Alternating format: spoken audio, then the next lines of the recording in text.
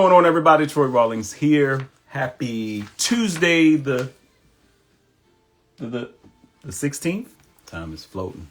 We got what, 15 more days left in this year, y'all.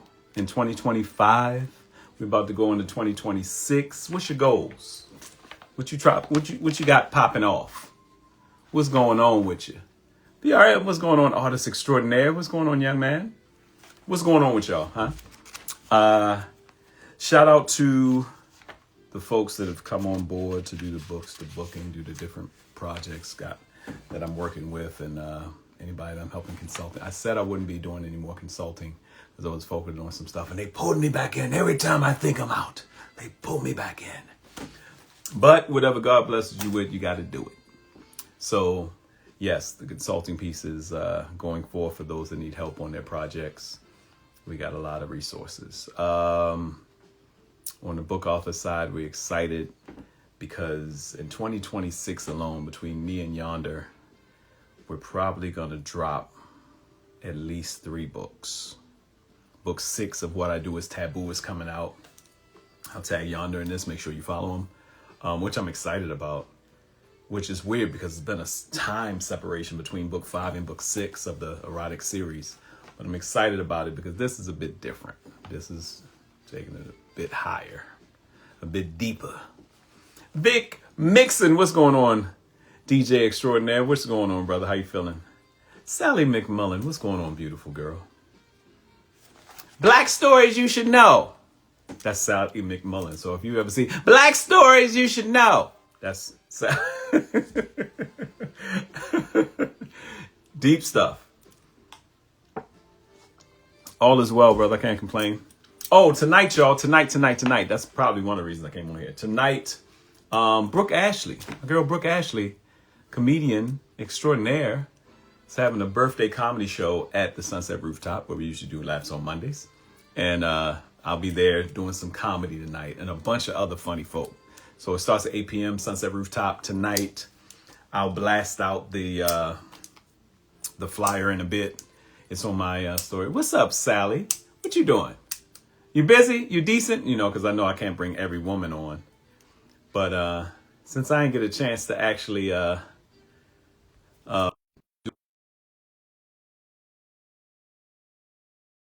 live now, see if she comes on. She might be in a bathtub or something, though. Good to see you too, bro. How you been? Am I saying it right, McMullen? McMullen? I'm gonna see if you come on. You come on, I'm gonna interview you live. Uh-oh! What's up? Hi, Troy. How are you? Good. I thought I think you might have me confused with someone else. why that picked up. I have no idea. Well, I'm loud, so they heard a voice and was like, "Oh, you have company." No, I'm like Alexa. Stop. My Oh, Alexa. your Alexa has a guy's voice? You can change it. Yes. I know. I do that with my Oh, have you used ChatGPT? I mean, Alexa and Siri is AI, but have you used ChatGPT at all for some of your projects? I have used it in Claude. I have to me, I use it for, I've not made any of my content or written any of my things using AI. No, absolutely not. It's a bigger search engine for me more than anything. So, and anytime I will say cite the sources, Right. Right. so that I can then go to that source. But that's the way I use it. I had a paid one for a few months. Yeah, you don't really have to once it gets and let me let people know, because I am gonna officially introduce you, but I want to since I jumped into Chat GPT, I want people to know that one, especially for us book authors and us writers and journalists and stuff like that, they already have it set up so that you can't do a book. Let me tell it, because I've had several people. Me and Yonder was just talking about another guy who's a fluent gentleman who did a book. You cannot use Chat GPT or any of those to write a book. It's plagiarism. They're pulling from information that's already out there, and not only does it automatically get flagged, They put it through the system to see if it's core, because everything is redundant in Chat GPT. You have to you make it your assistant, just like a personal assistant, and it has to get used to your voice, your language, and what you want. And you have to put critical thinking into it, or it's not going to be a problem. But it's a great tool to use as an assistant, like Sally did. Well, let me introduce this one. I'm going to introduce this. How much time you got? I'm good for now. All right. And what part of the country are you in? I'm in Dallas, Texas. Okay. Okay. So Dallas, you're Texas. 2 hours. It's what, 3:20 there. It's 1:20 here Right. in Los Angeles. Sally McMullen, and you're from Texas. Yes. Yeah. Born. So Sally McMullen, I, like many of you, came across her when she started doing Black Stories You Should Know. So and you see this beautiful sister with the locks come on with the beautiful smile, and she's Mhm. just intelligent. She has all those books behind her. It's just a vibe. And amazing information, key information. It's amazing the way you do it. You do it. Are you a teacher? No, but I work with kids for almost 20 years. I'm not doing it anymore. I'm doing this full time.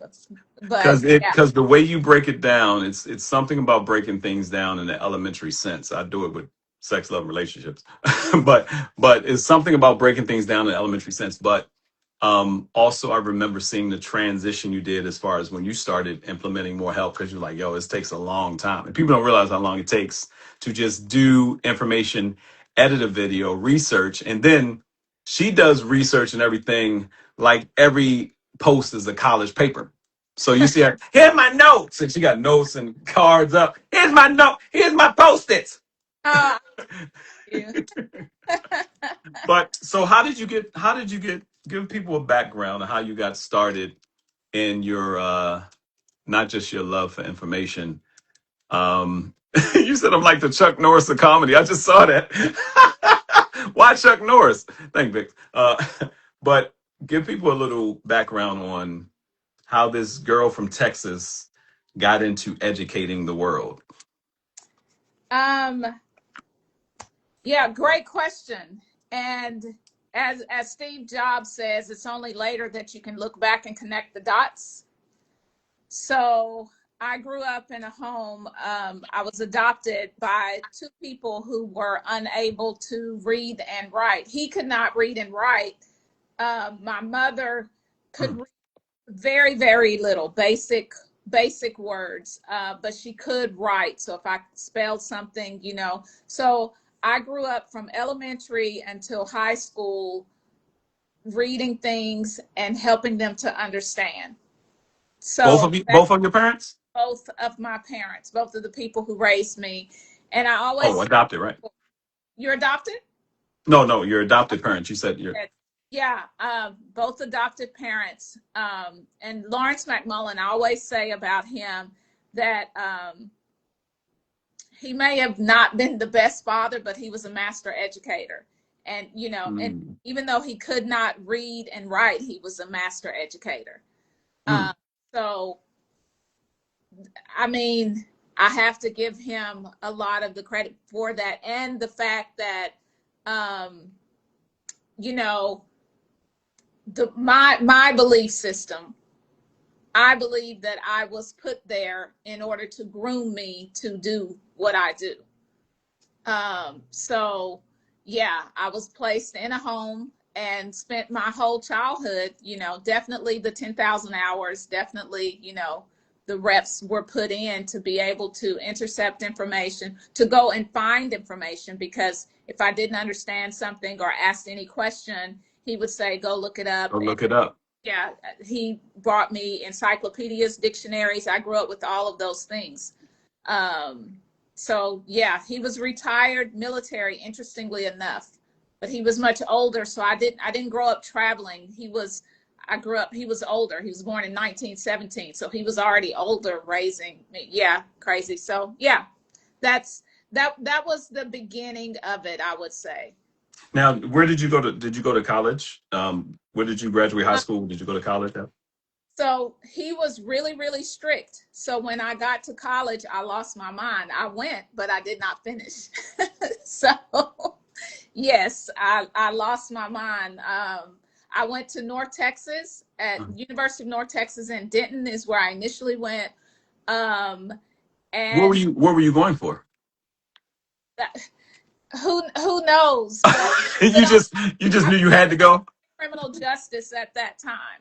So I was, again, young, just trying to figure something out. And funny that you asked this because just last night I was writing some stuff down and thinking about that time frame. And it was a sociology teacher there. I made myself a note. I wonder where she is now because that is a class that I remember and enjoyed.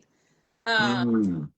But yeah, so messed up there, didn't want to go back home, so I got a job and started working, and then I ended up going back to school Oh at my Paul God, Vic, College. one of the guys who was a DJ who I was at he's a lawyer too, but he said I attended Texas Southern for law. Oh, okay. Small Nice. world. Hey, Gerald Albright. Yeah, so I went to Paul Quinn College is where the majority of my hours were, but I still have like 30 hours I never finished. So I wanted the Black experience because I didn't grow up that way. So I chose Paul Quinn College, a historically Black You college. know, if you were to touch base with them again and they realize who you are, you know they'd give you an honorary doctorate, bro. Uh, Not saying that you yeah. shouldn't do your 30 out, but I'm saying it was funny about life experience when you realize, I don't know, you're probably not as old as me. Uh, Probably Troy were probably close or probably um, I may be older. I just turned 50. My birthday is Thursday actually. Up, I'm gonna up, be y'all heard that? Bing, bing, bing, bing. yeah, I'll be 56 Thursday. You look amazing. You look amazing. So you go into the workforce, and you're still in Texas. Are you still in Texas now? Yes. Have you Still ever left? never left. I left where I grew up in a small country town, like 2,000 people maybe. And then we left there uh when I was in ninth grade, we left and Yeah, I can't believe she's 56 either. They were like, "What?" yeah, I can't believe it. It's just quite time. Like, man. Yeah. So left there, moved to another smaller, it was still a small town, but bigger than where we were. Basically, so this is the part I left out. I don't talk about it frequently, but I I grew up playing golf. Again, a Lawrence McMullen thing. So ended up kind of chasing a better school to be able to get pulled from. So I initially went to University of North Texas on a golf scholarship. That is how I Mm. landed there. Um, it was not my dream. I did not, golf was not my love. Track was my first love. I loved track. The relays were my thing, but he pulled me from those other sports to focus on golf. And yeah, so sometimes I talk to parents about, yes, the kid may have the talent, they may love it, but you can't force your dream through them because, I'm 56 and still frustrated, still have him in my head if I go to a Play grind. golf. Yeah, so yeah, that's how I left those small towns. I graduated high school, spent 2 years at Plainview up in the Panhandle. That's where I graduated high school, but my formative all elementary years were in the small country town. So I left there, came to the Metroplex to go to North Texas, and that is how I ended up in this area and now live in Dallas. Okay. So how long you been in Dallas now? Oh God. So North Texas is also in the Metroplex. Where do you live? I'm in Los Angeles, California, but I'm Yeah. from Baltimore originally. I'm from Okay. Maryland. Um, yeah, so the guy, my last job actually, that came in to manage for a few months, is from Baltimore, Maryland area. Yeah, Prince George, is that right? Mm-hmm. Prince Yeah, George's County. yeah, there. But PG County is what they call it. yeah, that is where he was from. He was retired police. He retired from being a police officer and moved to here. Yeah, but yeah, still I've been in the Metroplex since 88, left, came back. So 1991, All right, March. so we're gonna tend to Tarantino a little bit, like Pulp Fiction, jump around. So let's fast forward to let's fast forward to pandemic. Mm-hmm. So were you already doing posts, stories, interviews, anything like that prior to pandemic? Um, yes. Oh, what's up, Connie? I see you in the comments. So I Greetings, work. Anya. It's Carruthers, WKS. I worked with kids. He's also in LA, by the way. I don't know if y'all are already Instagram friends or We not. might, but yeah, all my friends, and after this, I'll save it in my stories, so I'll put the Sally's information in it. But make sure you definitely follow Sally McMullen. You will not be upset. Uh, you'll I be appreciate it. blessed. No, I'm not doing the Black stories as heavily, but to answer your question, I'm kind of bashful inside because I didn't expect. I don't mind answering the question. I just feel like I'm talking about myself a lot. Um, Yes, this is an actual interview with a journalist, and I put you on the spot live because I knew you wouldn't do it otherwise. I said, if I DM her, hey, when can you interview? I don't know when you got time. When you got to do all that, and you popped up. I said, if she answer this, oh, we gonna get her. We gonna get her. It's gonna be on here, YouTube, everywhere. So watch what you say because I make it comfortable. You'll forget there's millions of people that might be watching. yeah.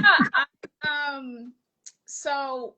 And the reason, and let me say this, because a lot of times when I started my Meet the interviews in 2019, it was really just to build up my chops to prepare to start auditioning for some TV stuff in 2020 vision, new year. I want to get out. There's got to be another bald black man outside of Steve Harvey doing interviews. So let me get out here and see what's available. I'm in California. What?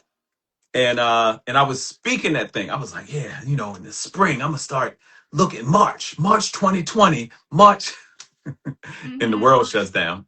But I started doing something on Skype, kind of like this. Oh, And then shout out to Sheen Magazine, who during the pandemic opened the door for me to do Sheen Talk like this. And I was just working a muscle up. I started radio in 2000. So I've okay. been working with radio and interviewing people, for a long time. So, but this, I realized that there weren't a lot of people who had ever had a chance to just talk. Everybody has a story. Right. And even if they're just the normal, you can be your neighbor and you're talking to him like, man, I learned so much about Bob. I thought he Right. was gonna kill us one day, and he's really cool. I'm glad I watched that. We was preparing to set his house on fire. I'm glad you. But with you, it was like, yo, who is this sister coming up? And you have the personality and the knack to do that type of media, not just teach and do stuff. And I like when you're doing stuff and you're sitting with people and you do, like, it's almost like a study hall where I Mm-hmm. came in one day and you were just sitting there. I was like, she ain't saying nothing. I guess we're just supposed to sit here and write. Let me get to writing. Yeah, that I let some people kind of get in my ear on that one too, or get in my head, but that is something I enjoy and want to do. And I try to do it with friends and even here locally. But I like a good study hall date. You both need to crank out some work. Like let's do it. And it's then and it's and it's also it's almost like you can go on somebody's page and they can be doing meditation and sitting there. We're just going to meditate. We're going to sit here and do stuff like that. But if you're sitting there doing study hall, hey y'all, study hall, let's get some work done together. If you got any questions, I'll look up every 2 minutes or so, and you know what I'm mhm, saying. That's needed, yes, yeah, especially for the creatives that need to write. You'd be surprised. I have a thing called Books to Book, and where I help people write their books. You'd be surprised how many people don't know how many tools there are to write, recording, all this stuff to write your book. And they might hmm have questions, and then all of a sudden. But back to, I see what you did there. You tried to shift it. We're going back to Sally. So 2020, what were you doing when it rolled up uh, on you? yeah. So I worked with kids. The majority of my adult life was working with kids. In what So capacity? What were you doing? I worked at a nonprofit here locally in Dallas, and what I love about that program um, is that one, it was a holistic approach, and we would get with the kids while they were very young, either kindergarten and first grade or first grade. And so the thing was, it's from kinder to career or first grade to first job. We would stay with those kids, working with them all of that time. The beauty of the project that I had, the kids all lived in the same neighborhood. So Mm. Mm. Regardless of where they go to school, they come home to the same place. And part of that, and it was part of Dallas Housing Authority. I didn't work for Dallas Housing Authority, but our after school program and where the kids lived was on site at the Housing Authority, affectionately known as the projects, you know. So, Right, right. yeah, the kids will have no problem saying that. But yeah, so I loved that work, loved those kids, and worked with them. We would work alongside the parents. You know, I've gone to many, they don't call it PTA meetings anymore, but, you know, parent teacher conferences, the PTA meetings, very much like a surrogate parent. I had a colleague there and we were like surrogate parents for the kids, enjoyed it. You were very much there in the community. So yeah, it was the after school program. By day, it was like administrative things, visiting the schools, checking on the kids, all of those things, finding resources, partnerships, you know, everything from working on a grant to cleaning a toilet because it was nonprofit, it was small and all of that. So that was a piece of it. But the after school program was one of my favorite pieces because that's where you see the kids. That's where we help with their lives, with homework, with all of those things. And we would have an after school snack. We would do the meals. So when the pandemic came, this is one thing that I'll say, and I hope I don't get a lump in my throat. I'm gonna say it and move past it so I don't get emotional. You got some coffee or water? You a coffee? I'm gonna get into the coffee thing later. Ears like lump in throat, mascara alert, as this one chick used to say. But one of the things that I missed, and I know that the kids missed, like we couldn't hug each other anymore. You know, like that was just such a tough piece. But I was still doing we would still go and provide the meals and all of those things. And then as you may or may not know, you probably people heard like having access to technology, all of that in school. So I was still very much in the trenches. That was a tough time for everyone, but working with the kids then and trying to have some sense of normalcy. But I had always done, even before the pandemic and after the pandemic, sharing things like this for my kids online. But I would do it like Black History Month, for instance. I would go through the month and say, you know, Black history and have a different person each day, very much doing this kind of thing for Women's History Month. And it was my sneaky way to teach is what I would say. Mm-hmm. And so during the pandemic, I would draw out things and go online. I would go live every day at 11 and read a book. And just, so yeah, a long answer, but that was. No, that's no. It's a full answer. So you were working with the kids. You would start doing it. Caruth wants to know if you're married. You working with the kids and doing and No, doing. no, not. I've never been married. I've as Now, mind you, I've stacked you up a couple times, you but shacked up. Yeah, never. I've had one shack, and my Which wonderful one was daughter. I said I had one shack, and my wonderful daughter came from the shack. Love you, Zoe. So Oh, that's my and daughter's name, Zoe. that's your what? One of my good friends, that's her daughter's name, Zoe. God life is amazing, and she's a joy unspeakable. She's amazing at 14. Uh, Uh, but well, she's 14 fully, but it's a whole nother story. But okay, so you're doing the stuff. When does it click in? Because you're doing stuff for the kids, but so you were already on Instagram, or were you doing anything on social media already? Were you yeah. putting things out there? Oh God, yes. Like I was posting. Now, mind you, I know social media's been. I started social media marketing promotion in '98, so I started Yeah. doing the Black Planet and all that stuff, and so. Um.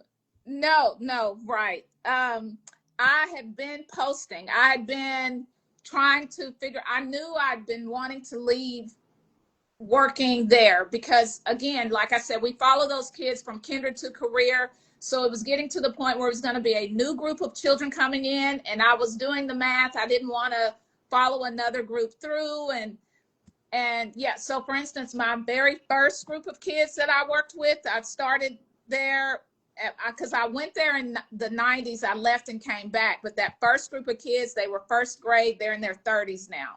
Like, so um, Wow. that's the beauty of it. And so I had done a couple rounds. My last group was getting ready to go into high school. And so I didn't want to start with another group of first graders or kinders. And I knew, like, once I'm attached, then it's like, so I didn't want to do that. So I knew I wanted to start. I did it for the kids and with the kids, but I also knew that I wanted to do more of putting the information out there. If people enjoyed it and wanted to see it, whatever it was, you could take it, see it, and leave with it, but I didn't have to be tied to any kind of outcome. As Right. you Right. Right. nonprofit, people. Yeah, it pulls. I was in a meeting last night with someone that I went there to talk about something different. She starts talking about her 501c3, and I'm like, you know what? It's just something that happens. You start, all right, you need to do this, and why aren't you doing it? Post this here and do that, and then I'm thinking programs that I can work to help instantly. Yes. And if that is in you, it's something you'll never shake. The only thing you can do is govern it accordingly where you want it to flow, I am because it's all consuming. I am deprogramming. You hear me? Unlearning. Well, I like what you're doing. So when do you remember your first Black stories you should all know? Black history you should all know? Let's see, because How long ago you did it? it started March 2023. And I know that because, so initially I was like, let me focus on, I just wanted to get a following. I was posting 3 to 5 times a day. And Marty Woodard. Hold on, let me stop you there. Yeah. Y'all hear what she said? TF, I ain't gonna call you out, Tiffany Phoenix. We had a meeting last night. I don't got time. You hear her say 3 to 5 times a day? Huh? I'm just letting you know. And were they weren't all videos though. No, but it was right. A lot of, no, it wasn't, and I wasn't putting myself on in this way. So, right. So I was doing that. I did that 3 to 5 times a day. Following Marty Woodard is what I was going to say. I love him. He is a great person. And so it was 3 to 5 times a day. I did that a solid 2 years. Say if I started that November 2021, I think I took a class with him, did that. And the end of February, somebody who I knew from there, they just happened to see something randomly and they reached out to me and was like, you should lean into, and I was like, I don't know. And I was like, I don't want people see me on video. Aren't they going to get tired of me every single day, So I told that person, I'll do 30 days, March. I'll do the month of March. And so started that March. That was the end of February. They reached out. So that March 1st, I started with Black women we should all know. That is what I started with. So I did that as March was coming to a close, and people were the following. I started with like 1,900 followers, roughly. People in the community, I like to say. And that number, it just started to grow. So it's like, oh my gosh, this is a thing people are enjoying. And so I thought, well, April, what am I gonna do? And so then it was like, well, there's Black music, there's Black art, there's Black this, Black people. So that I kept it going in that April, and it just grew and grew, and then got to June. So I'm posting every day, mostly every morning. And that June's, one of the stories that really kicked off was about the McBride sisters. That was the first one that was really, the ones that started the wine company. Yes. No, the ones that met. They found out they were sisters. I remember that. Yes. I remember when you did that. Yes. And this was this was 2023 when you did that one? Yes, June 2023. So I've definitely been on board at least for the past 2 years, because I remember that specifically because I'm trying to think that I didn't know their story. I knew about the company for I don't know how I found out about the company, but I didn't know their story about them being apart and then finding each other, then find out they were sisters. And yeah, They both independently were doing in the wine industry. Yeah, it's crazy. such a wild story. So a lot of people came from that. But yeah, so within 4 months, I was at 1900, and I think it was within 4 months I had reached like 100,000. It was so crazy, so crazy. So Paul, Huh? I Oh, see Paul. He said my favorite two people. hi. So yeah, that is how it started. Somebody in my ear, like, oh, you should lean into the, and so that person was like an advisor, and we would just talk a lot, and I will say that, I kept with it. Now I'm still working full time, right, at that time, and we had a conference coming up that August, and I was thinking like, oh, because the person that was in my ear was like, you should batch, you should batch, you should batch, and that just never felt right to me. I couldn't put words to it then, but now I can. Batching just was. I'm not that And person. what did they mean by batch? Because I'm like the people just want Batch to, content. My bad. oh, like do a bunch of content and then Yeah. put it out. That's all. I don't know why that's so hard for me too. People like, just do all your content on a Monday. I was like, because something happens. I come from, we used to get 3 newspapers a day. Mm-hmm. You remember? We used to, and now mind you, I read the book. I love Larry King. I read Larry King on Larry King. And he said, there would be 3 newspapers come out a day, but he would do Larry King live. This is Larry King and America, blah, blah, blah. And you call in. It's like Sleepless in Seattle and all the, I'm a rom-com person. So they calling in and you got this hotline. And he says one day, he's like, yeah, Larry, I'm listening to you, but it's crazy traffic here. I think there's a water main break in Los Angeles somewhere. By the next morning when the news came out, they announced it was a water main break. Now, this is like in the 80s. So when that was a big deal, the whole Mm-hmm. calling in, call America, and that was pretty much what the internet is now. Yeah. So what's so funny is that I will always feel like that too. I don't know if this is your reasoning, but my reasoning is something's going to happen, and I feel weird if I'm doing something, even if it's something like this that I try to keep generic. Like everything here is generic, posted here, YouTube link, whatever, and people will learn stuff about you they never knew. But if all of a sudden we get something come across the phone and it's like, what? You know, and I don't want to say no names because you say somebody died, next thing you know they're gone. He was like, you announced it. You said you said President Lincoln was Right. gonna die. He was like, so Yeah. Rob Watkins. So from Texas, doing your thing with the kids, decide, and you're working. What sector are you working in at this time? When you started, are you, because you were still full time when you started doing, when you Yeah. transitioned over. Thing with the kids. The, the Now another thing is, and this is something people need to hear because everybody wants to get numbers, numbers, numbers. When you go from 1,900 followers to 100,000, and mm-hmm. you're a woman, so I could imagine what your DMs look like. The X-rated DMs are crazy. I could imagine it was like, what about me? You start judging yourself. What am I putting out there that makes you think I want to see this picture? you know, it's just crazy. What's going on, Queen? There you go. So how is the transition going from 1,900 followers to 100,000? And now are you like 400,000? How many people you have following you now? No, like 200,000. So what's the transition and when that happens? And do you have someone in your circle that's even giving you a clue of how to monetize so that it makes sense? Oh my gosh, Troy. Because we're gonna get on a side call, and I'm gonna talk to you about some of the stuff to see what you're doing and see how I can help. Because there's about 5 things I saw you do, and I was like, why ain't she? Why don't I see this? Why don't I see? So yeah.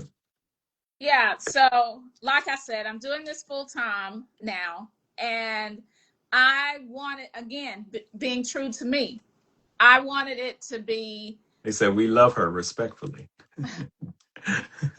Thanks. Love back from Texas. What up, Will Serve? So I wanted it to be community supported. There are models I've seen that I have been like drawn to and feel I'm drawn to. Right. And so I didn't want to do brand deals. I didn't want to do ads. That would take away from, that's just not what I wanted to do. I wanted it to be community supported. We like this work. We support this work. We've learned from this work.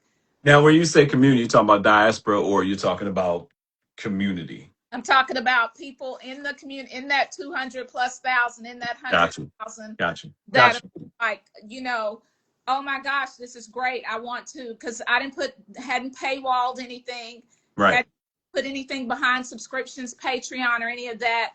All of it out there. And because you enjoyed this work and believe in this work, learn from this work, you'll make a contribution. And I believe in the book, or no, the concept, Kevin Kelly, is called 1,000 True Fans. I don't like to say fans, but you get the idea. Mm-hmm. You have for me, 1,000 people who are willing to give $9 a month. Changes your life. That's sufficient. That's sufficient for me to continue this work. If I tell you, Hello. challenge to get Somebody, how many, she said, how many, June Brown 102 said, how many books do you have? Do you know? I don't know enough. Good. I was about to say, if you know that, I'm like, she is a brainiac, and we are instantly getting her in the doctor program because I don't that's know. like the jelly beans in the jar. Yeah, it's Now, how many of them have you read already? so that's always a question that's asked. Quite a few. Like most of them, when I first buy a book, first I'm looking in it, deciding and all of that often, or I have looked at it and then bought it. But there are some TBRs, as they say over here, and I have. That's to be read. Yeah, yeah, but yes, they are not for show. I love having a book wall by osmosis and try to get through as many as I can and be like, okay, I got the information, but Not I love it. not enough lifetimes. It's nothing like the feel, and I try to send people like ebooks and stuff, and they still say the same thing. I want an actual book. I said, me too, but I want to make sure you're getting the information as quickly as we can disseminate it now. So it's a thing. Hey, how are you? Yeah. So you do the McBride sisters. And did you already know them before you did it? No, I knew about the wine, yes, but I didn't know that story. After you did it, did they reach out to you? So yes.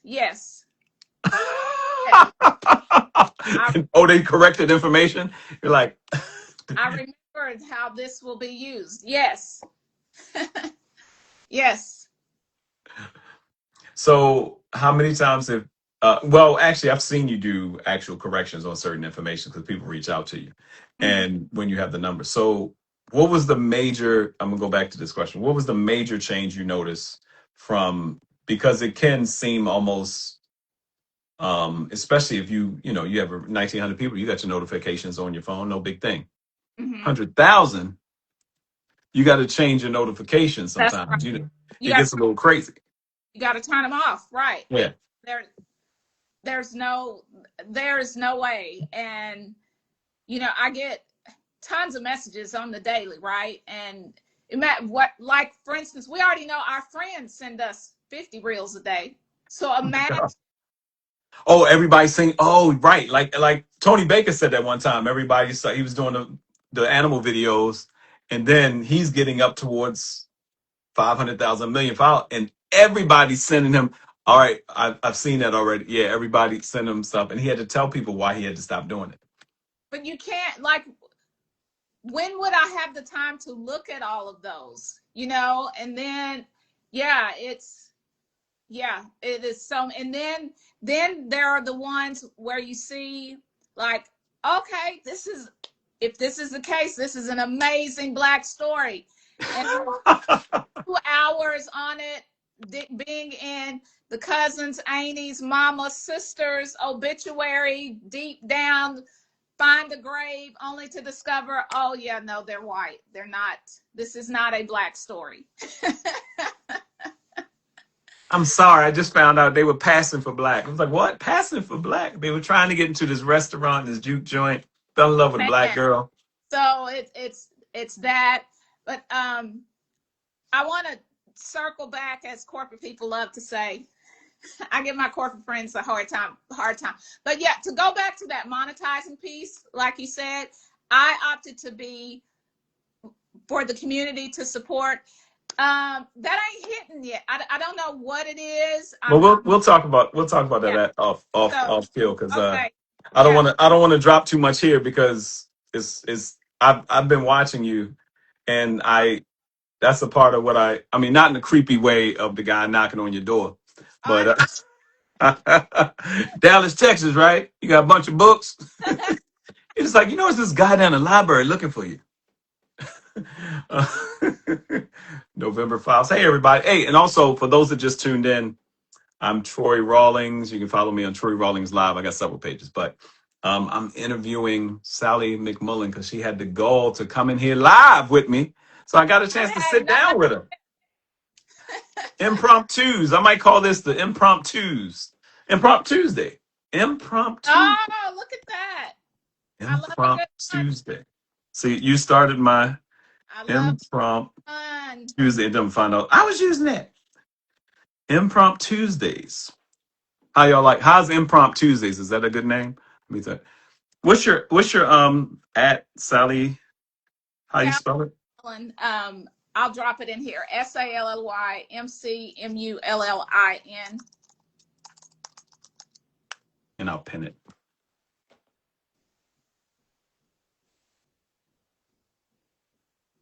Cool. Yeah, thank you. Thank you. Thank you. Yes, indeed. Impromptu Tuesdays. Someone says it's a catchy name. It is. Y'all heard it here first. So if anybody uses it, That's there's nothing right. I can do about it. But that's why you got to be so fast. And I'm gonna ask Lance. I gave my AI, my Chat GPT, my middle name Ah, as his first name, so he's Lance. I mean, Lance, does anybody have an Impromptu Tuesdays? Yes, in Cleveland. It's like, oh, never mind. right. That's the benefit of chat. So what was the story? Well, I can tell that, if I talk to you in circles, you'd be a bunch of tears and glasses and dread and locks, wonderful locks. Um, Thank you. but what was the story that impacted you the most that you've done, or one of the ones? Yeah, One of wonderful. Instagram at the time.